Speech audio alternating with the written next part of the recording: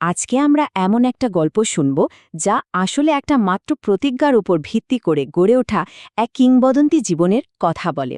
মানে কিভাবে একটা ছোট কিন্তু শক্তিশালী সিদ্ধান্ত ইতিহাসের গতিপথই বদলে দিতে পারে। চলুন সে অসাধারণ গল্পটা শুরু করা যাক।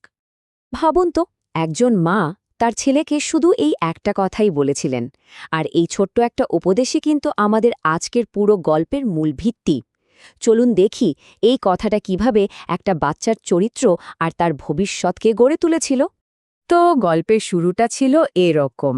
আব্দুল কাদের নামে এক ছোট্ট ছেলে পড়াশোনার জন্য বাড়ি ছেড়ে অনেক দূরে বাগদাদে যাবে বলে ঠিক করেছে। মনে তার অনেক স্বপ্ন, জ্ঞান অর্জন করতে হবে, কিন্তু সামনের রাস্তাটা মোটেই সহজ ছিল না, ছিল বেশ বিপদসংকুল। যাওয়ার আগে তার মা খুব সাবধানে ছেলের জামার আস্তরণের ভেতরে 40টা সোনার মুদ্রা সেলাই করে দিলেন। এটাই ছিল তার সম্বল। বলতে পারেন ছেলের ভবিষ্যতের জন্য মায়ের দেওয়া একমাত্র সঞ্চয়। এই মুদ্রাগুলো শুধু টাকা ছিল না, ছিল মায়ের ভালোবাসা আর বিশ্বাস। বিদায় জানানোর ঠিক আগ মুহূর্তে মা তাকে একটা উপদেশ দিলেন, আর আব্দুল কাদিরও তার মাকে কথা দিলেন যে জীবনে যাই ঘটুক, পরিস্থিতি যতই খতরনাক হোক না কেন, সে সবসময় সত্যি কথাই বলবে।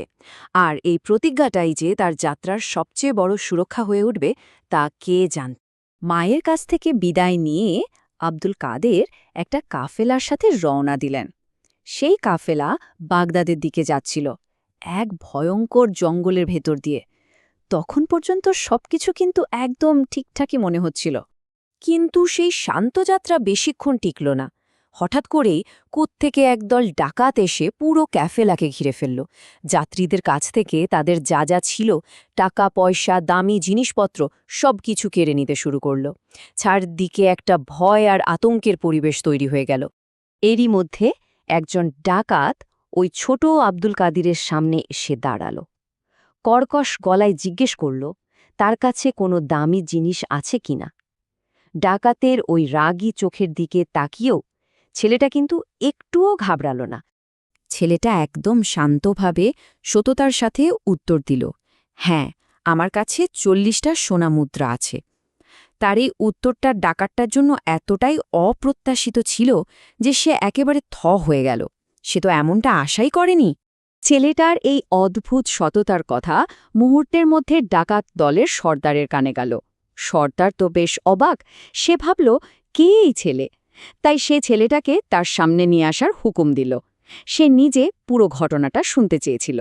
সর্দার তাকে জিজ্ঞেস করল, তুমি তো চাইলেই মিথ্যে বলে তোমার ওই লুকানো মুদ্রাগুলো বাঁচিয়ে নিতে পারতে, কেন সত্যি কথাটা বলে দিলে?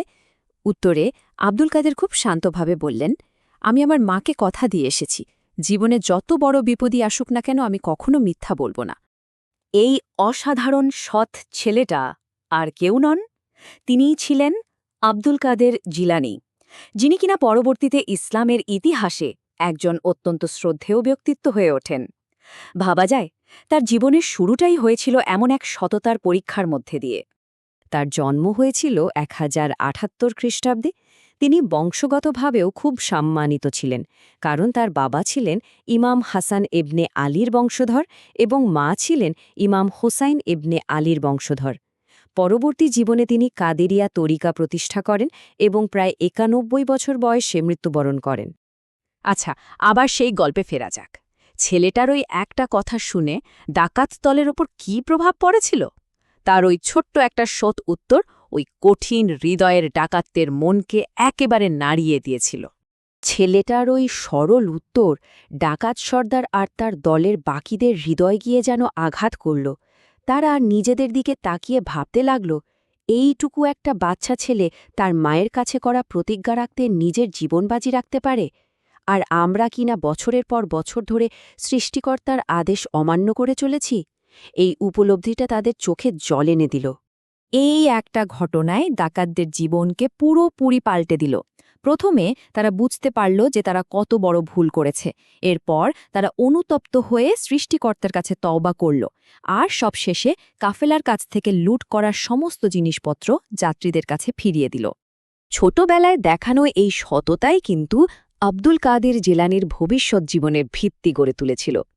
যে সততা একদল ডাকাতকে বদলে দিতে পেরেছিল, সেই সততা আর জ্ঞান দিয়েই তিনি পরবর্তী জীবনের লক্ষ লক্ষ মানুষকে সঠিক পথের দিশা দেখিয়েছিলেন।